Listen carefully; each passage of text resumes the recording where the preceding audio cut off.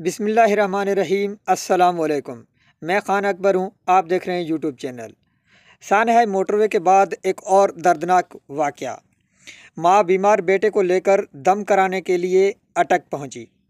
اٹک جانے کے لیے وہاں سے نصیرآباد سے ٹیکسی کرائی اور ٹیکسی بک کرانے کے بعد اسی ٹیکسی ڈرائیور کے ساتھ ماں پہنچی اٹک۔ اٹک پہنچنے کے بعد انہوں نے بیٹے کو دم کرایا۔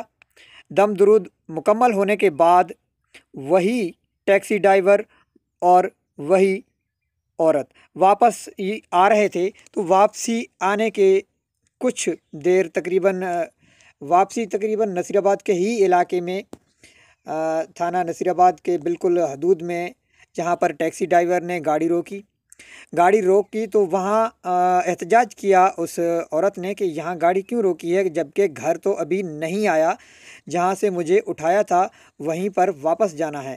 تو بچے یعنی تقریباً 3 سال کے بچے کے سامنے ہی ماں کو زبردستی زیادتی کا نشانہ بنایا، اور ٹیکسی ڈرائیور جس کی تقریباً 18 گھنٹوں کے بعد تلاش اور تفتیش شروع کر دی گئی ہے۔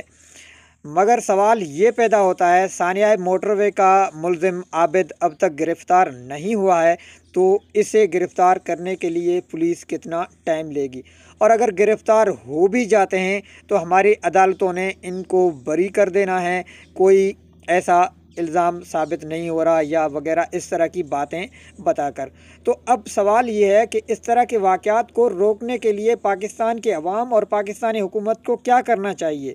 بہت سارے واقعات رونما ہو چکے ہیں، ہم صرف آواز اٹھاتے ہیں اور بعد میں کچھ دنوں کے بعد بھول جاتے ہیں، لیکن جس کے ساتھ یہ معاملات ہوتے ہیں ان سے پوچھا جائے۔ بہت شکریہ، ملتے ہیں